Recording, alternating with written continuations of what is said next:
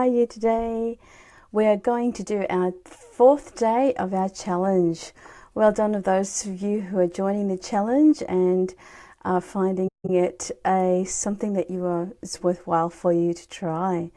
Today's challenge is to help awaken our intuition, is to try and put things together like what we've been learning about your psychic abilities, your intuitive abilities, the ability to hear, see, feel, sense what is happening in your life, and those things that you've been trying, hopefully, during this challenge. We're going to try and start to put it together, put the pieces together today by journaling and putting our thoughts down. And we're going to try and do that with testing our intuition and testing our abilities by channeling. So it is a form of meditation that I do with my journal, and it's really, really interesting what comes out on the other side. Those of you who joined us in the self-love challenge, we would have done a little bit of journaling as well, and that channeling aspect. So we're kind of tapping into that, but in this challenge, we're focusing more on connecting with our intuition, noticing our intuition, and doing it in a space that is in connection with angels, with our guides, with the divine, and with source as well. So before you begin this today, you may want to pause this video and get your journal.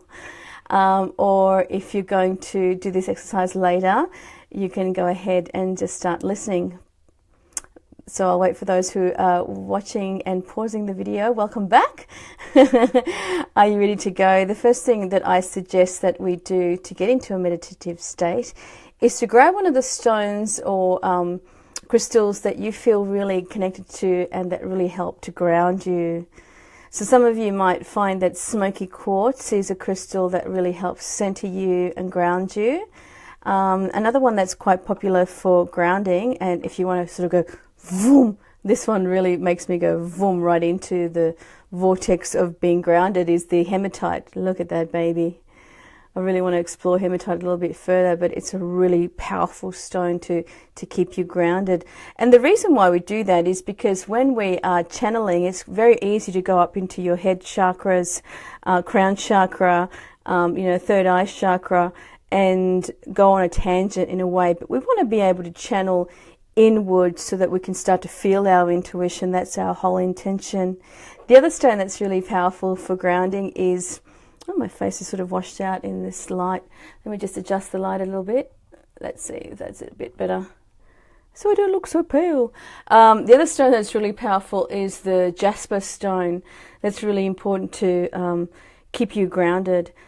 I'm really interested in the qualities of the crystals, and I may go into that in some other videos in the near future, but for the moment, these are my go-to grounding stones, and I always hold on to one of these when I'm journaling and channeling as well.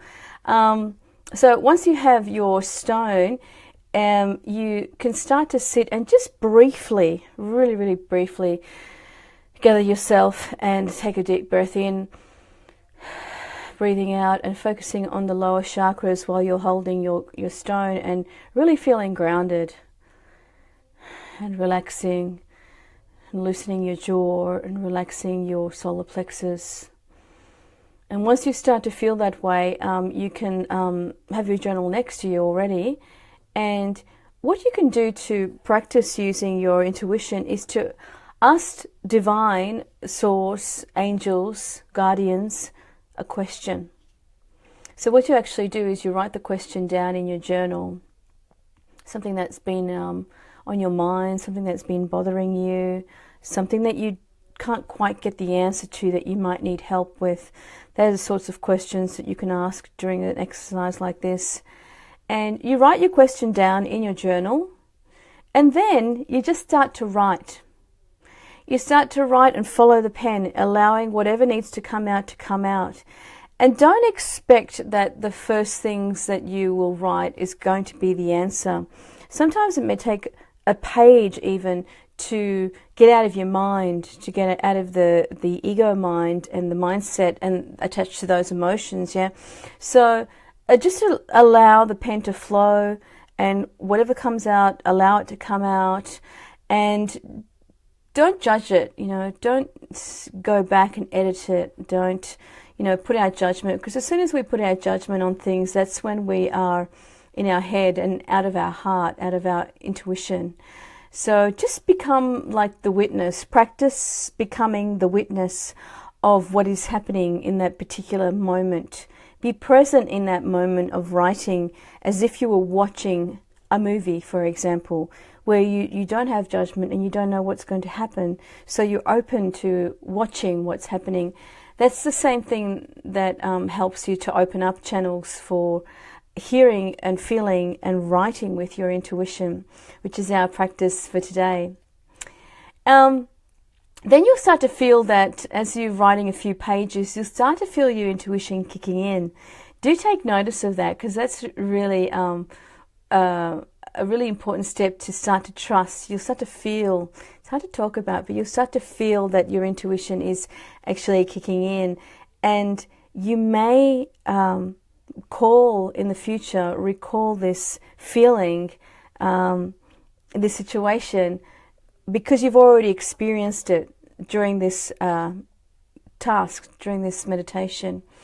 And once you've finished writing, you'll know when that's over, when it's ended, when the writing, the answer has come, you feel content, you understand that it's the end.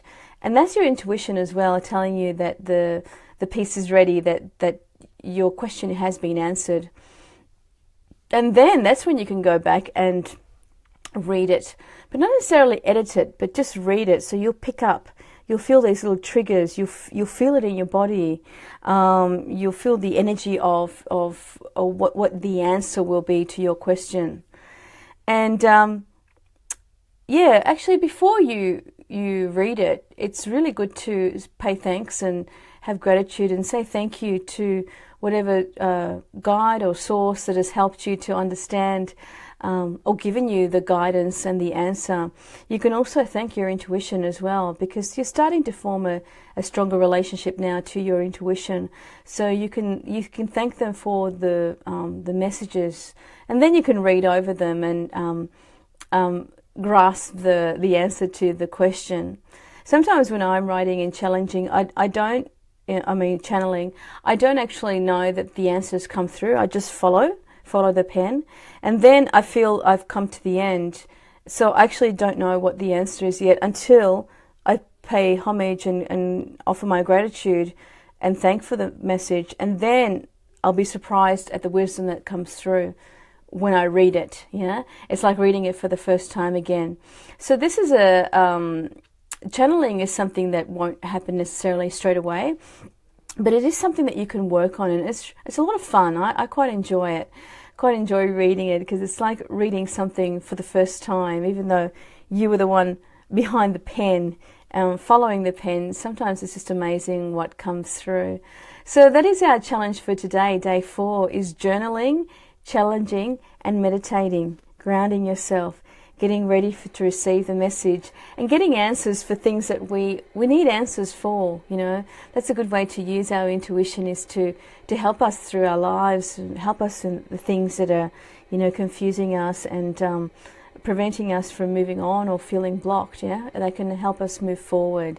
So I hope that you enjoy this challenge today, and I look forward to meeting up with you tomorrow, where we will have our last day of our 5-day challenge of awakening our intuition. Until then, bye.